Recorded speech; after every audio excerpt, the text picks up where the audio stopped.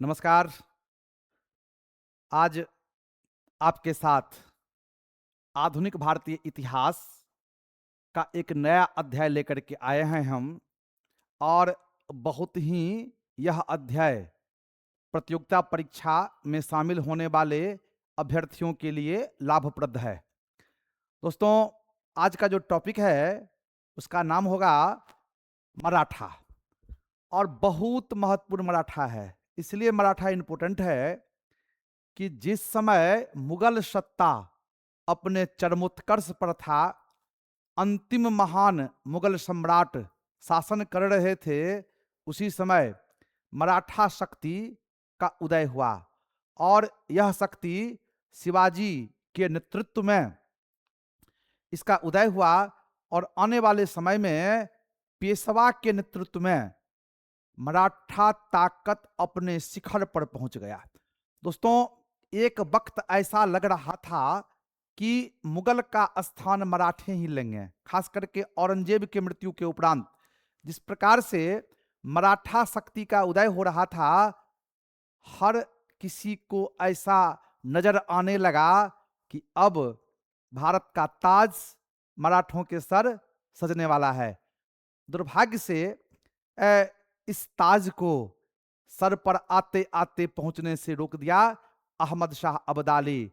और नाम तो आपने सुना ही होगा, पानीपत की तृतीय लड़ाई 1761।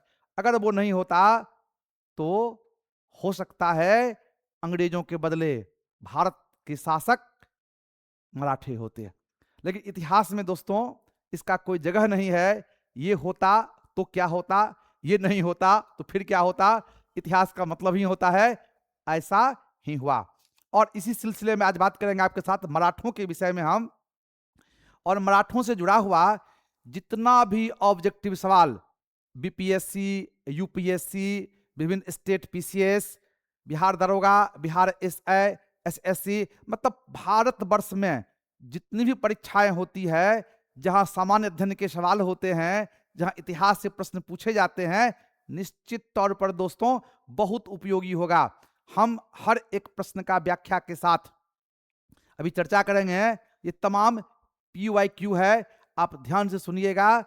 एक एक सवाल का सही उत्तर देंगे, व्याख्या करेंगे और फिर इसी प्रकार संपूर्ण इतिहास का अपने वायदे के अनुकूल हम आपके सामने लाएंगे। तो हमारे साथ बने रहें। निश्चित तौर पर हमारा YouTube चैनल संकल्प सिविल सर्विसेज के नाम से है, आप इसे जल्द से जल्द सब्सक्राइब कर लें, अपने दोस्तों को भी बताएं, अपने संबंधियों को भी बताएं, और फिर इतिहास का लाभ, इतिहास का आनंद संकल्प के साथ लें। तो दोस्तों हम शुरू करते हैं मराठा। और मराठा के तहत सबसे जो पहला क्वेश्चन बनता है उस क्वेश्चन का नाम है, बड़ा ध्यान से देखिएगा, कि मराठा राज्य के संस्थापक शिवाजी का जन्म कहां हुआ था। तो मराठा राज्य के संस्थापक शिवाजी का जन्म 1627 ईस्वी में शिवनेर के दुर्ग में हुआ था। शिवनेर का किला दोस्तों महाराष्ट्र में है, शिवनेर का किला। तो शिवनेर के दुर्ग में हुआ था। और इनकी माता जीजाबाई ने इसका नाम शिवाजी रखा। ऐसा माना जाता है कि शिवनेरी देवी के प्रति इनका बड़ा आकर्षण था, और शिवनेरी देवी के नाम पर ही इनका नामकरण शिवाजी किया गया। तो दोस्तों ये ध्यान रखिएगा कि शिवाजी जो एक तरह से मराठा राज्य के संस्थापक थे, उनका जन्म शिवनेर के किला में 1627 ईस्वी में हुआ था। हम जितने भी किला का बात यहां कर रहे हैं, रायगढ़ का किला, पुरंदर का किला, तोरण का दुर्ग या किला, हर किला मराठा राज्य के अधीन, शिवाजी के अधीन आया। इसकी चर्चा हम आगे करेंगे। तो इन तमाम किलाओं का, इन तमाम दुर्गों का संबंध किसी न किसी रूप में मराठों के साथ है, और हर किला की चर्चा हम करेंगे भी। अभी आपको बस यही ध्यान रखना है कि शिवाजी का जन्म शिवनेर के दुर्ग में हुआ था। दोस्तों अगला सवाल जो चर्चा करेंगे आपके साथ हम उसका नाम है कि शिवाजी का राज्याभिषेक कहां और कब हुआ? तो दोस्तों, शिवाजी का जो राज्याभिषेक है बड़ा महत्वपूर्ण है। आप इस बात को समझें, आप जानते होंगे इस चीज को कि शिवाजी को विरासत में राजगद्दी नहीं मिल गया था। शिवाजी ने बड़ा ही संघर्ष करके लंबे समय तक उन्होंने संघर्ष किया, कई क्षेत्रों का विजय किया और अंत में उन्होंने अपना राज्याभिषेक करवाया। ऐसा नहीं कि विरासत में उन्हें बहुत बड़ा राज्य मिल गया। और दोस्तों, जहां तक सवाल है शिवाजी के राज्याभिषेक का, तो राज्याभिषेक 1674 ईस्वी में रायगढ़ के दुर्ग में हुआ। यानी कि रायगढ़ का खास महत्व है, शिवाजी के साथ बहुत खास नाता है। शिवाजी का यहाँ राज्याभिषेक भी हुआ था और शिवाजी की मृत्यु भी हुई थी रायगढ़ के दुर्ग में ही। तो रायगढ़ के दुर्ग को आप जरूर याद रखिएगा। और वर्ष होगा 1674 और 1674 ईस्वी में ध्यान रखेंगे कि लंबे संघर्ष के बाद, कई क्षेत्रों को जीतने के बाद शिवाजी ने अपना राज्याभिषेक रायगढ़ के किला में करवाया। और इन्हें राज्याभिषेक कराने वाले जो सबसे बड़े पंडित थे, विद्वान थे, उनका नाम था गंगा भट्ट। और ये गंगा भट्ट काशी से गए हुए थे। तो गंगा भट्ट के द्वारा इनका राज्याभिषेक हुआ और फिर शिवाजी इसी अपने राज्याभिषेक के अवसर पर छत्रपति की उपाधि धारण किया। दोस्तों, मराठा इतिहास में राजा के लिए छत्रपति नाम आया है और पहली बार छत्रपति की उपाधि शिवाजी के द्वारा धारण की गई। और अपने राज्याभिषेक के अवसर पर ही शिवाजी ने कहा कि हम गाय की रक्षा करेंगे, हम ब्राह्मणों की रक्षा करेंगे, हम इस राष्ट्र की रक्षा करेंगे। यानी कि राष्ट्र प्रेम, राष्ट्रवाद की भावना जो है शिवाजी ने यहां आपने दिखाया। और फिर आने वाले समय में इन्हीं विचारों के साथ एक के बाद एक क्षेत्र को जीतते हुए शिवाजी ने विशाल मराठा राज्य की स्थापना कर ली, जिसकी चर्चा हम करेंगे आगे। दोस्तों, अगला जो सवाल है, और उस सवाल के रूप में तीसरा सवाल, और वो सवाल है कि राज्यारोहण के बाद शिवाजी का छापामार अभियान किसके विरुद्ध हुआ? दोस्तों, छापामार जो है इसे कहते हैं गुरिल्ला युद्ध, यानी कि छिप करके लड़ाई करना। और शिवाजी के युद्ध की एक बहुत बड़ी विशेषता थी। शिवाजी ने अपने जीवन का अधिकांश जो युद्ध लड़ा वो छापामार तरीका से, गुप्त रूप से छिप करके वो लड़ता था, और वही उसकी सबसे बड़ी ताकत थी।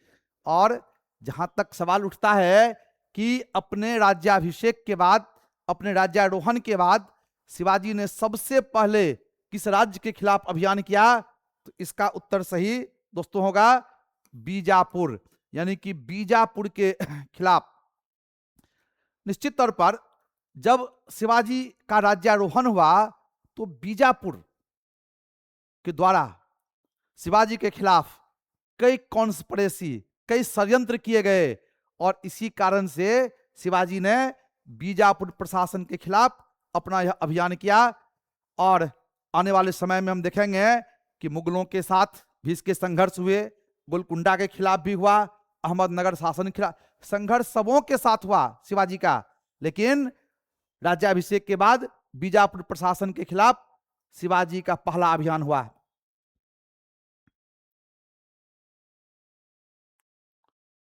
चौथा सवाल होगा कि शिवाजी ने मुगलों को किस युद्ध में हराया? निश्चित तौर पर जब पूरे शिवाजी के जीवन काल को आप पढ़ेंगे और मुगल इतिहास को पढ़ेंगे तो आपको यह जानकारी मिलेगी कि शिवाजी का मुगलों के साथ लंबे समय तक संघर्ष चलते रहा। बीच बीच में समझौते भी हुए, लेकिन समझौता क्षणिक होता था। शिवाजी और मुगलों के बीच संघर्ष निरंतर चलता रहा। कई युद्ध में शिवाजी की विजय हुई, कुछ में शिवाजी की हार भी हुई। तो जहां तक सवाल उठता है कि शिवाजी ने मुगलों को किस युद्ध में हराया, यानी कि पराजित किया, इसका सही उत्तर होगा सलेहर। और सलेहर के युद्ध में 1672 ईस्वी में शिवाजी के द्वारा मुगलों को हराया गया, अपने आप में ये काफी महत्वपूर्ण है, क्योंकि कई बार शिवाजी को मुगलों के साथ समझौता करना पड़ा, कई युद्ध में हारना पड़ा, लेकिन सलेहर की लड़ाई में शिवाजी ने बुरी तरह से मुगल सेना को हराया। तो याद रखेंगे सलेहर, बड़ा इंपॉर्टेंट सवाल है। सलेहर के युद्ध में शिवाजी ने मुगल सेना को हराया। दोस्तों, हमारा अगला क्वेश्चन होगा, निम्नलिखित में से किसे दक्षिण भारत में गुरिल्ला युद्ध का गुरु कहा जाता है? यानी कि दक्षिण भारत में गुरिल्ला, गुरिल्ला को ही छापामार कहते हैं, बार बार याद रखेंगे दोस्तों, गुरिल्ला और छापामार दोनों एक ही है। इसका अर्थ होता है छिप के लड़ाई करना। जहां तक सवाल उठता है कि दक्षिण भारत में इसकी शुरुआत हुई और इसको शुरू करने वाला कौन था, यानी कि इसका कौन जन्मदाता था, तो यहां आपको बता दें कि शिवाजी ने भी इस युद्ध के बल पर कई विजय हासिल किया। शाहजी भोसले ने भी इस रणनीति को अपनाया, होमोजी भोसले ने अपनाया, लेकिन इसका सही उत्तर होगा मलिक अंबर। मलिक अंबर दक्षिण भारत के इतिहास में, खास के मुगल काल में, बहुत बड़ा नाम है मलिक अंबर का। और युद्ध पद्धति में, लगान व्यवस्था में मलिक अंबर को महारत हासिल थी, और मलिक अंबर के द्वारा ही सबसे पहले दक्षिण भारत में गुरिल्ला यानी कि छापामार युद्ध की शुरुआत की गई, जिसे आगे चल करके शिवाजी के द्वारा अपनाया गया। तो दोस्तों, आप हमेशा याद रखेंगे कि दक्षिण भारत में मलिक अंबर ने गुरिल्ला युद्ध पद्धति की शुरुआत की, और इसीलिए मलिक अंबर को दक्षिण भारत में गुरिल्ला युद्ध पद्धति का गुरु माना जाता है। दोस्तों, अगला सवाल है कि पुरंदर की संधि, पुरंदर की संधि 1665 ईस्वी में किसके किसके बीच हुई? पुरंदर की संधि ये घटना है मुगल बादशाह औरंगजेब के समय की। औरंगजेब के शासन काल में आप देखेंगे कि शिवाजी एक बहुत बड़ी शक्ति के रूप में उभर रहा था। शिवाजी मुगलों को कई बार शिकस्त दी थी, दक्षिण भारत के कई राज्यों को पराजित किया था, दक्षिण भारत के कई शासकों से अपनी अधीनता मनवाई थी। यानी कि 1665 ईस्वी आते आते ऐसा लग रहा था कि दक्षिण भारत पर शिवाजी का अधिकार बहुत जल्द होने वाला है, और इसीलिए औरंगजेब ने राजा जय सिंह के नेतृत्व में 1665 ईस्वी में एक विशाल मुगल सेना शिवाजी के खिलाफ भेजा। शिवाजी बहुत दूरदर्शी था। शिवाजी समझ गया कि मुगल सेना का फिलहाल वो सामना नहीं कर सकता है, और इसीलिए शिवाजी अपनी दूरदर्शिता का परिचय देते हुए मुगल सेना के साथ, जयसिंह के साथ उन्होंने पुरंदर की संधि कर ली। यानी कि इसका सही उत्तर होगा बी, शिवाजी एवं जयसिंह। औरंगजेब ने ही भेजा था जयसिंह को, यानी कि एक तरह से औरंगजेब के सेनापति के तौर पर ये दक्षिण आए थे। तो शिवाजी और जयसिंह के बीच 1665 ईस्वी में पुरंदर की संधि हुई, और इस संधि के तहत शिवाजी कुछ कदम पीछे हटा। शिवाजी अपने राज्य का अधिकांश किला, लगभग 23 किला उन्होंने मुगलों को दे दिया। औरंगजेब को उन्होंने राजा स्वीकार कर लिया, और इसी प्रकार की और कई शर्तें जो जयसिंह की थी उसे शिवाजी ने स्वीकार किया, क्योंकि वह एक समय की मांग थी। और युद्ध का नियम भी होता है, समय के अनुकूल निर्णय लेना। तो हर रूप में शिवाजी का यह बिल्कुल सही निर्णय था। तत्काल शिवाजी इस संधि के माध्यम से मुगलों की अधीनता को अवश्य माना, मुगलों को अपने राज्य की कई किलाएं अवश्य दी, लेकिन धीरे धीरे वो अपनी शक्ति में, अपनी ताकत में वृद्धि करता रहा और आने वाले समय में कड़ी टक्कर उन्होंने मुगलों को दिया। दोस्तों, अगला सवाल है 7वां कि शिवाजी ने शाइस्ता खां को किस वर्ष पराजित किया। शाइस्ता खां, तो शाइस्ता खां के साथ शिवाजी का संघर्ष हुआ और शाइस्ता खां को भी औरंगजेब ने ही भेजा था शिवाजी को पकड़ने के लिए, उसकी हत्या करने के लिए, उसके राज्यों पर अधिकार करने के लिए। शाइस्ता खां कई वर्षों तक प्रयास करता रहा, लेकिन शिवाजी ने 1663 ईस्वी में शाइस्ता खां को बुरी तरह से पराजित किया और इस घटना के बाद तो शिवाजी की डंका बजने लगी। मुगलों को भी मानना पड़ा कि दक्षिण भारत में अगर कोई ताकतवर है, अगर मुगलों को कोई टक्कर दे सकता है तो वो शिवाजी है। तो दोस्तों, आप याद रखेंगे कि शिवाजी ने शाइस्ता खां को 1663 ईस्वी में पराजित किया और इसके साथ, इसी घटना के साथ शिवाजी की ताकत में, शिवाजी की जो एक प्रतिष्ठा है उसमें काफी वृद्धि हुई। अगला सवाल है दोस्तों, शिवाजी के मंत्रिमंडल अवधारणा की एक विशेषता थी। शिवाजी के मंत्रिमंडल अवधारणा की एक विशेषता थी। बड़ा इंपॉर्टेंट सवाल है। शिवाजी ना सिर्फ एक साम्राज्य निर्माता था, राष्ट्र निर्माता था, बल्कि शिवाजी एक कुशल प्रशासक भी था। और इसी प्रशासन के तहत शिवाजी ने एक भव्य मराठा प्रशासन की नींव रखा। और कहते हैं कि शिवाजी के प्रशासन में सबसे बड़ी भूमिका अष्टप्रधान की थी। अष्ट प्रधान यानी कि 8 मंत्री का एक दल होता था जिसे अष्टप्रधान कहते थे। और इस अष्टप्रधान में जो सबसे बड़ा पद था वो था पेशवा का पद। पेशवा यानी कि प्रधानमंत्री। और यहां ध्यान रखेंगे कि शिवाजी के काल में पेशवा प्रधानमंत्री होते थे, लेकिन बहुत ज्यादा शक्तियां उन्हें नहीं थी।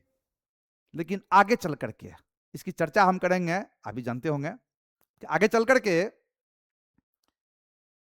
पेशवाओं के नेतृत्व में, खास के 1713 ईस्वी से जब बालाजी विश्वनाथ पेशवा बनते हैं, तो पेशवाओं के नेतृत्व में मराठा शक्ति का उदय होता है और छत्रपति कमजोर हो जाते हैं, पेशवा ताकतवर हो जाते हैं। ये चर्चा करेंगे अगले क्वेश्चन में। अभी ये बताना चाहेंगे आपको हम कि शिवाजी ने जिस अष्टप्रधान मंत्रिमंडल का निर्माण किया, उसकी सबसे बड़ी विशेषता यह है कि इसके 7 मंत्री ब्राह्मण होते थे। 7 मंत्री ब्राह्मण होते थे। अब आप पूछिएगा कि सर 8वां ब्राह्मण कौन नहीं होते थे? तो 8वां ब्राह्मण जो नहीं होते थे वो सेनापति थे, क्योंकि सेनापति को युद्ध लड़ना होता था।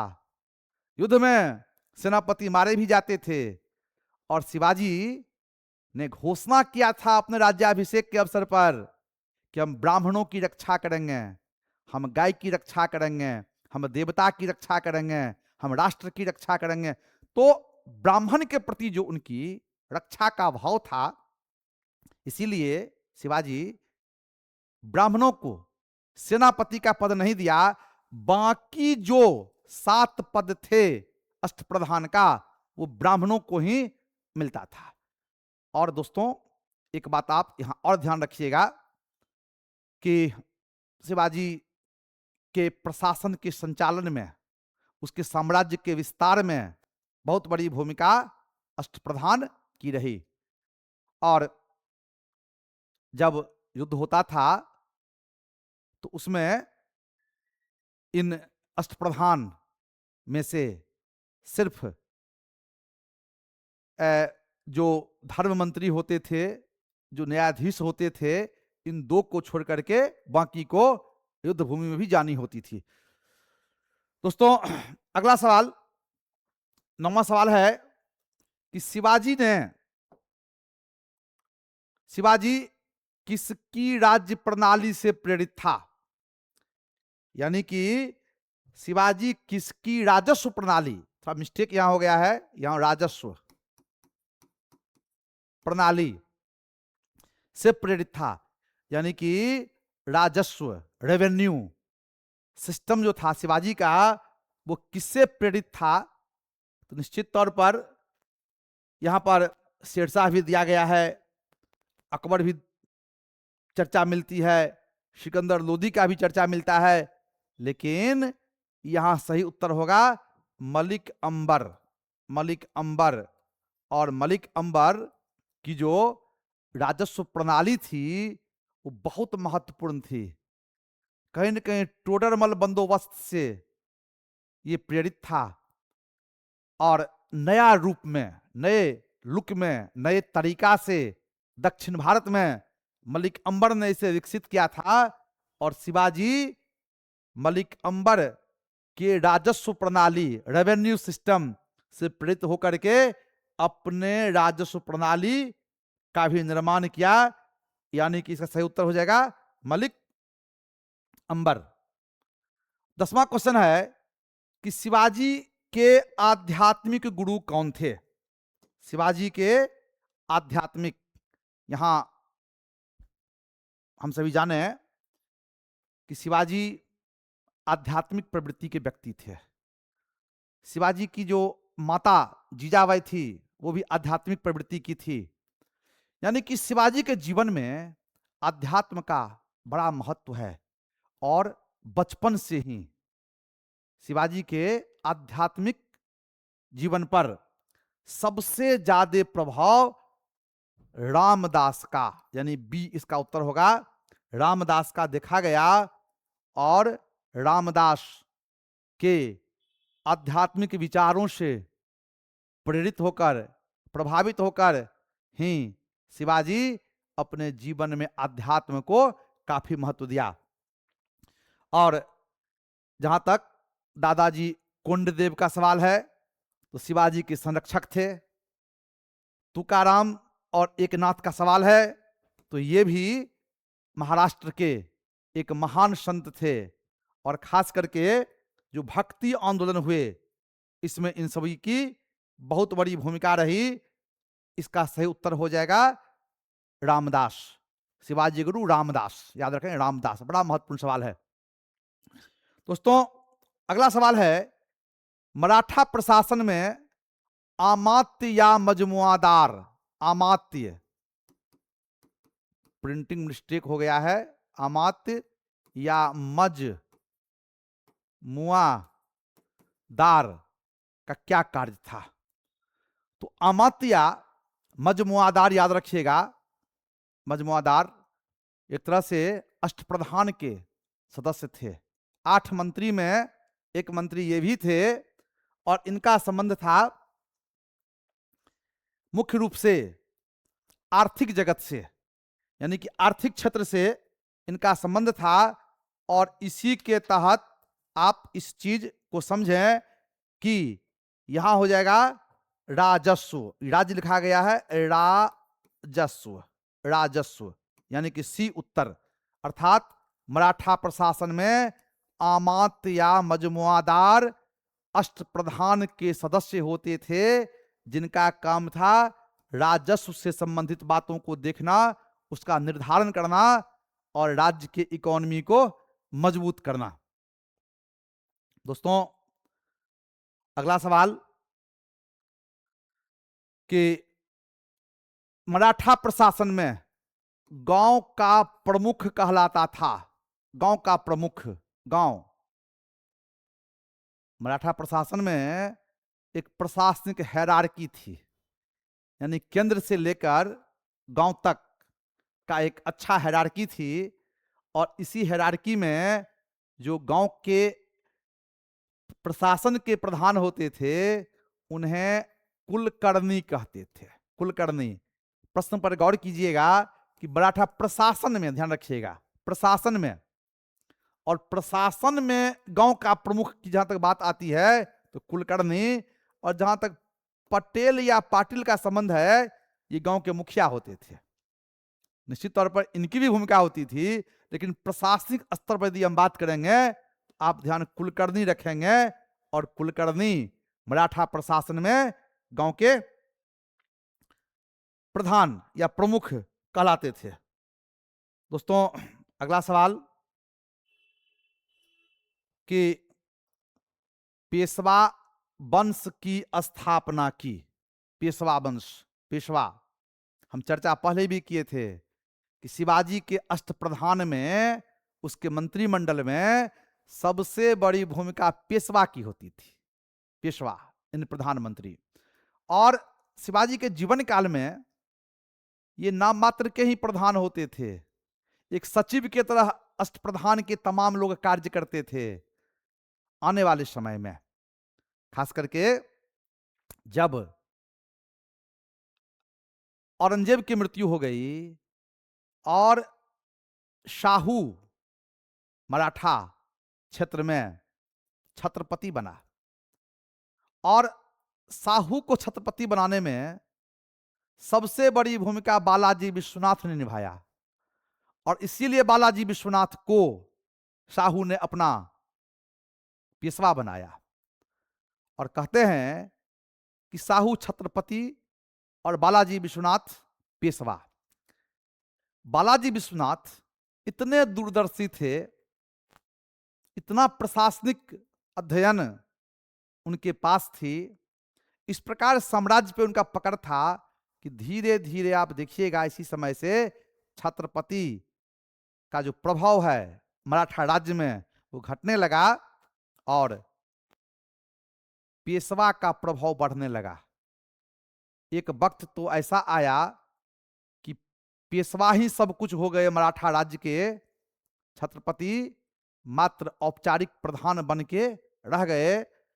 तो आप इस प्रश्न के हिसाब से इसका उत्तर सही होगा बालाजी विश्वनाथ, यानी कि बालाजी विश्वनाथ 1713 ईस्वी में पेशवा बने और धीरे धीरे मराठा साम्राज्य की तमाम शक्तियां पेशवा के हाथ में केंद्रित हो गया। अब पेशवा के पुत्र अगले पेशवा बनने लगे, यानी कि वंशानुगत ये पद हो गया, और इसीलिए इस प्रश्न का सही उत्तर हो जाएगा बालाजी विश्वनाथ। दोस्तों, अगला सवाल है कि शिवाजी के बाद गुरिल्ला युद्ध का संचालन किसने किया। शिवाजी के बाद गुरिल्ला युद्ध का संचालन किसने किया, बड़ा इंपॉर्टेंट सवाल है। हम चर्चा इससे पहले किए थे कि गुरिल्ला युद्ध का गुरु मलिक अंबर को माना जाता है। फिर बताए कि शिवाजी ने मलिक अंबर से ही प्रेरित होकर के अपने युद्ध कला में सबसे ज्यादा महत्व गुरिल्ला युद्ध पद्धति को दिया। लेकिन शिवाजी के मृत्यु के बाद गुरिल्ला युद्ध पद्धति थोड़ी कमजोर हो गई, मराठों की स्थिति दयनीय होने लगी। औरंगजेब ने अधिकांश मराठा क्षेत्र पर अपना अधिकार कर लिया। लेकिन आने वाले समय में औरंगजेब की मृत्यु के बाद मुगल शक्ति कमजोर पड़ने लगा। पेशवाओं के नेतृत्व में मराठा शक्तियां आगे बढ़ने लगी, और इसी पेशवा में एक पेशवा है बाजीराव प्रथम। यहां थोड़ा मिस्टेक हो गया है, हम लिख देते हैं बाजीराव प्रथम। बाजी राव प्रथम पेशवा बने। आप नाम भी सुने होंगे, सिनेमा भी देखे होंगे, बाजीराव और मस्तानी। बहुत ताकतवर पेशवा थे ये। तो बाजीराव प्रथम के द्वारा ही शिवाजी के बाद गुरिल्ला युद्ध पद्धति का संचालन किया गया व्यापक स्तर पर, और इसीलिए कहते हैं कि शिवाजी के बाद गुरिल्ला युद्ध का सबसे ज्यादा संचालन मराठा पेशवा बाजीराव प्रथम के द्वारा किया गया। दोस्तों अगला सवाल हम पर है, चर्चा करें। इसके पहले एक सूचना आपको दे देते हैं हम कि 72वीं बिहार लोक सेवा आयोग की परीक्षा जो 26 जुलाई को होने वाली थी स्थगित हो गई, और परीक्षा कब होगी अब तक बिहार लोक सेवा आयोग ने अपना कोई सूचना जारी नहीं किया है। और हमारे अनुमान के मुताबिक ये परीक्षा सितंबर के पहले होने की संभावना नहीं है, सितंबर में भी लास्ट में होने की संभावना है। अभी समय है, आप घर में बैठ कर के अच्छी तैयारी नहीं कर सकते हैं। अब संकल्प सिविल सर्विसेज बाजार समिति बहादुरपुर थाना के सामने, यहाँ प्रत्येक शनिवार को यानी कि साप्ताहिक और बाकी दिन भी, लेकिन यहाँ हम प्रत्येक शनिवार की बात कर रहे हैं, 11 बजे दिन से बहुत ही गुणवत्तापूर्ण, बहुत ही अच्छे प्रश्नों के कलेक्शन के साथ टेस्ट सीरीज का आयोजन हो रहा है। आप अगर पटना में हैं, पटना के बाहर भी हैं, अगर संकल्प सिविल सर्विसेज से आप वर्षों से जुड़े रहे हैं या नहीं भी जुड़े हैं, तो ओपन टेस्ट है 11 बजे दिन शनिवार को आप आए, टेस्ट में भाग लें। और निश्चित तौर पर यह जो खाली समय परीक्षा से लेकर अब तक का समय है, हम आपके भीतर वो जोश, वो जुनून, वो विचार, वो गुण भरने की चेष्टा करेंगे कि आप की सफलता सुनिश्चित हो पाए। आपकी सफलता संकल्प का उद्देश्य। इसी के साथ संकल्प का मतलब होता है सेवा भाव से काम करना। अगर दोस्तों आप किसी लॉज में, घर में, अपार्टमेंट में, किसी फ्लैट में पटना या पटना से बाहर रह रहे हैं, तो आप विलंब नहीं करें, जितना जल्दी हो सके आप संकल्प में आए। प्राइम लोकेशन है, बाजार समिति आएंगे, मेन गेट के अंदर बहादुरपुर थाना है, ठीक सामने संकल्प भवन है, और इसमें आप आएंगे, संकल्प लोक में आएंगे, उसी में संकल्प सिविल सर्विसेज है, और फिर अपने संकल्प को आप सिद्धि तक पहुंचाएंगे। आप विलंब ना करें, जल्दी आए। दोस्तों अगला सवाल हमारा है कि पानीपत के तृतीय युद्ध में मराठा सेना का वास्तविक सेना नायक कौन था?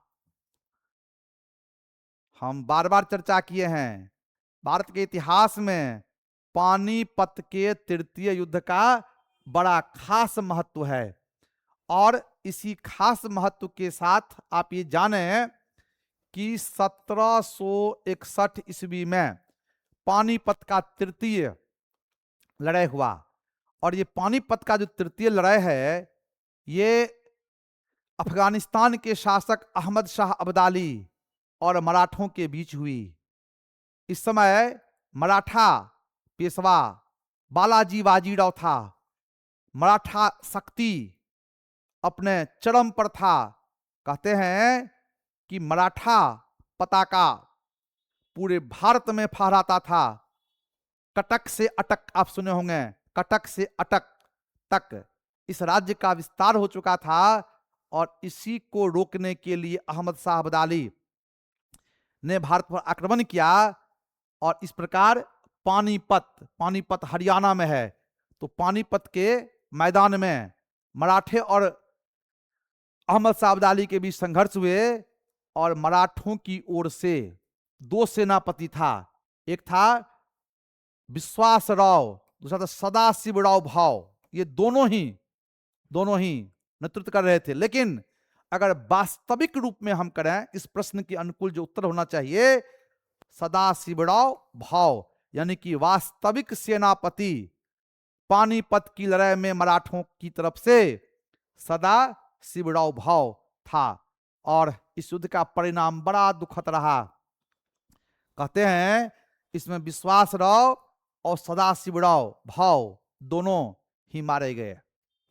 अहमद शाह अब्दाली की विजय हुई, मराठे हार गए। मराठों में ऐसा कोई परिवार नहीं बचा जो अपना कोई न कोई नजदीकी युद्ध में ना खोया हो। और एक व्यापारी ने इस युद्ध की खबर बालाजी बाजीराव को इस रूप में सुनाया कि मोती दो मोती का मतलब विश्वासराव और सदाशिवराव भाव, दो मोती विलीन हो गए। 27 सोने की मुहरें लुप्त हो गई। बड़े बड़े सेनानायक थे, चांदी और तांबा की तो गिनती ही नहीं की जा सकती है। यानी कि दो मोती विलीन हो गए, 22 सोने की मुहरें लुप्त हो गई। चांदी और तांबा यानी कि छोटे छोटे जो सिपाही मराठों का था, कितने मारे गए इसकी तो गिनती ही नहीं की जा सकती है। और इस खबर को सुन करके बालाजी बाजीराव पेशवा ने भी अपना प्राण त्याग दिया। और एक भारत के इतिहास में यह युद्ध निर्णायक युद्ध साबित हुआ। इस युद्ध ने यह तय कर दिया कि अब भारत में मुगलों का स्थान मराठे नहीं ले पाएंगे। हालांकि कौन लेंगे यह तय नहीं हुआ। तो दोस्तों, इसी के साथ अगले प्रश्न की चर्चा हम करेंगे। 16वां प्रश्न है कि अहमद शाह अब्दाली ने भारत पर कितनी बार आक्रमण किया। अभी चर्चा करते अहमद शाह अब्दाली के बारे में। अहमद शाह अब्दाली ने भारत पर लगभग 7 बार आक्रमण किया। पहली बार उन्होंने 1748 में आक्रमण किया था और अंतिम आक्रमण 1764। तो कुल मिलाकर के 7 बार भारत पर उनका आक्रमण हुआ। और इसमें सबसे जो प्रभावशाली आक्रमण था वो था पानीपत का तृतीय युद्ध। अभी विस्तार से तुरंत चर्चा किए हैं कि इन्होंने मराठों को इस युद्ध में बुरी तरह से पराजित कर दिया। दोस्तों, अगला सवाल है कि एक संधि से 20 वर्षों तक अंग्रेजों और मराठों के मध्य शांति बनी रही, वह संधि कौन सी थी। यानी कि मराठों और अंग्रेजों के बीच वह कौन सी संधि थी, वो संधि कब हुई थी कि 20 साल के लिए दोनों के बीच शांति कायम रखा। तो इस प्रश्न का सही उत्तर होगा सालबाई की संधि। सालबाई, इसका समय 1782। प्रथम आंग्ल मराठा युद्ध, इसका काल आमतौर पर 1775 से लेकर 82 के बीच माना जाता है। प्रथम आंग्ल मराठा युद्ध ये था। और इस युद्ध का जो अंत हुआ वो हुआ सालबाई की संधि के तहत। और कहते हैं कि सालबाई की संधि के बाद लगभग 1802 ईस्वी तक मराठे और अंग्रेजों के बीच शांति बनी रही। और फिर यह शांति तो बहुत लंबा टिकता नहीं, क्योंकि अंग्रेज का एकमात्र उद्देश्य था कि धीरे धीरे विभिन्न भारतीय शक्तियों को अंग्रेजी ईस्ट इंडिया कंपनी में विलय करना। और फिर द्वितीय आंग्ल मराठा युद्ध की शुरुआत होती है 1802 ईस्वी से। तो लगभग 20 साल का जो ये शांति है वो सालबाई की संधि के तहत हुआ। दोस्तों, अगला सवाल हम चर्चा करेंगे। वो सवाल है कि शिवाजी के समय भूमि राजस्व की दर संभवतः क्या थी। तो आप तो जानते ही होंगे कि किसी भी राज्य के लिए, किसी भी प्रशासन के लिए राजस्व की बड़ी भूमिका होती है। बिना राजस्व का कोई प्रशासन नहीं चलता। और जहां तक सवाल उठता है कि शिवाजी के समय भू राजस्व भारत में बहुत बड़ी भूमिका है भू राजस्व की। और इस रूप में बताएंगे आपको हम कि शिवाजी ने 2/5 यानी कि लगभग 40% कुल उपज का भू राजस्व के रूप में हासिल किया। 40%।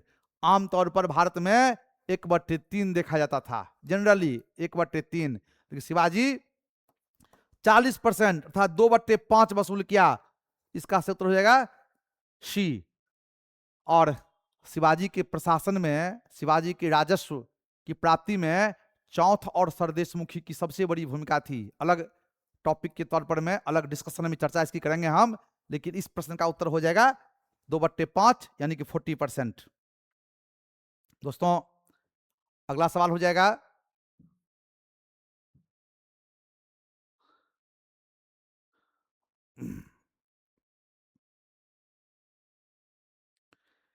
कि मराठा छत्रपति शिवाजी का सर्वप्रथम मुगल सेना से संघर्ष कब हुआ। बड़ा इंपॉर्टेंट सवाल है ये कि मराठा छत्रपति शिवाजी का सर्वप्रथम मुगल सेना से संघर्ष कब हुआ। हम पहले भी चर्चा किए हैं कि पूरा शिवाजी का जीवन काल और औरंगजेब का जो काल है संघर्षों का काल है। और इसमें जब पहले संघर्ष की बात करेंगे हम, इसका उत्तर बी हो जाएगा 1657 ईस्वी में। आप देखेंगे कि पहली बार मुगल सेना और शिवाजी के बीच संघर्ष हुआ और यह संघर्ष लंबे समय तक चलते रहा, यानी कि शिवाजी के जीवन के अंतिम समय। शिवाजी की मृत्यु होती है 1680 ईस्वी में और निरंतर जो यह काल है वो संघर्षों का ये काल है। तो इसका सही उत्तर हो जाएगा 1657। और फिर दोस्तों हम चर्चा ये करेंगे आपके साथ कि अंतिम जो सवाल है आज के हिसाब से 20वां सवाल वो ये है कि निम्न में से किसने मराठा प्रशासन में सेना करते हो जाएगा यहां पर, यहां ध्यान दीजिएगा, सेना करते, सेनापति नहीं होगा, सेना करते